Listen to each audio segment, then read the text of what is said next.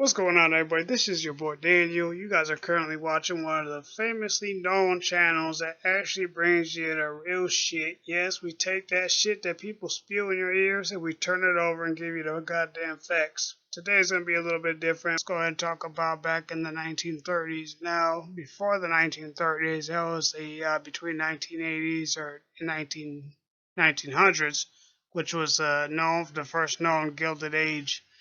Now, the Gilded Age apprised of many billionaires that were just coming up, and we know of some as, Andrew Carnegie, Cornelius Vanderbilt, Samuel Gompers, and Jake Lewin. There's Ulysses S. Grant. We got the steel industry, the railroads, the labor unions, and all these other industries that were just popping up back in the day. And once the main Depression hit between the 1900 and 1930, most of these rich people held on to their money tight and tried to survive. Now, how did they survive? They buckled down. They scraped every penny, and they had to close down businesses. They had to fire people. They had to do all these things just to make sure that their business wouldn't go under. But most of them were able to scrape by. I remember the Hiltons. He purchased 11 hotels, and he had to sell them all, and he only held on to one of them. By the time the Depression was over, he only had one hotel. So that was the type of stuff that they were dealing with. But many of these people held on. They created vast fortunes before it, and they're still creating vast fortunes today. I know the Vanderbilts are definitely the wealthiest family in the world, and many of these other people. What we don't know now is that there's also another Gilded Age that's happening right now while we're talking. While I'm talking to you, there's been a Gilded Age for the last probably 30 years since then. Right now, there's still one going on right now, even though we're in a recession. We have over 1,000 billionaires. We have people making money left and right. We don't even know that there is a Gilded Age out there. Now, back then in the 1900s, I can't remember how many billionaires there were, but there was only, I believe, 8 or 18 or something like that, or under 20, I believe. Now we got over 1,000 billionaires, and it's only been 70 years, 70, 80 years. So the wealth has grown tremendously, even though we've had a big bubble and all these other things that have been happening. The housing market's going down, banks be closing, people are making more money now than ever. Now, if most of you don't know, back in the recession made more millionaires back in the recession than any time before that. So while the recession hit, while the depression hit back in the 1930s and 1900s, in that time, more millionaires were made. Now, some of the ways that these millionaires were made were the first couple big shopping outlets like Myers and Kmart and Target. Some of those shopping outlets, not the same names or the same brands, but some of those are coming out, and obviously tobacco, food, and alcohol, and theaters, stuff like that was what people really needed back then. And some restaurants stayed open, some movie theaters stayed open, and I know that some of the millionaires were the first ones to open up a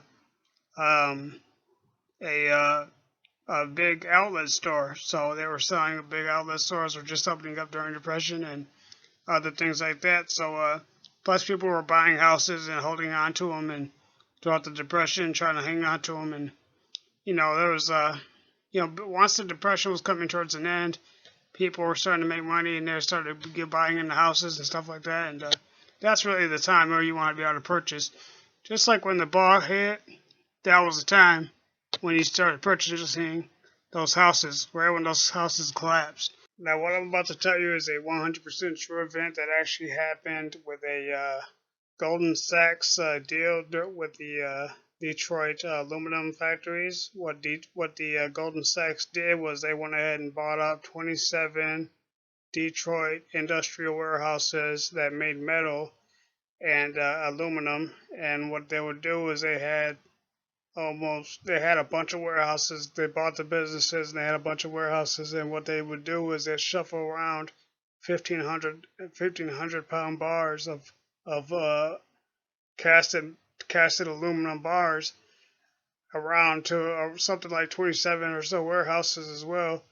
And what they would do is they would just 3 times a day they would just shuffle they would store up all the aluminum, and they would just shuffle it around between warehouses and warehouses. They had 27 or so warehouses as well, and they would shuffle it around. I can't remember what the price was of aluminum at the time, but the price of aluminum, they were holding it back from the people that were interested in purchasing the aluminum, so the aluminum prices just started to go up. Now, once the aluminum prices went up a couple points, they went ahead and offloaded it to make a couple $100 million. Now, this is an actual true event. You can look it up yourselves, and that's just one of the ways that the bankers and Goldman Sachs and all these other companies fuck us over by holding back. So this is probably the same thing that might have happened with the oil crisis. Obviously, the oil crisis, the oil went up to about $4, and then all of a sudden it's back down to around $2. So they could have been holding it back for a while before they unloaded it. And this is just some of the cheap shit that they do to us. And there's plenty of other things they do. They buy off certain foreign nations, something like that, or Colombia. They offered one of the people there, main government. They paid them off with a couple $1 million in money for a contract to buy a certain amount of sugar. Make the deal, and they'll fill out a thing where they had to buy a certain amount of pounds of sugar each and every year, so that they pretty much paid them off for that, even though the country didn't need any sugar or nothing like that. And they were forced to buy like 77,000 pounds of sugar or something like that each day or each month or something like that. And those are just some of the bribes and some of the sneaky ways that they go about creating money. Now, the Detroit aluminum scandal was a very big one, and that's all they need. All they need to do is, go into, like, let's say your state and buy up whatever you make. Let's say your state produces a lot of oil.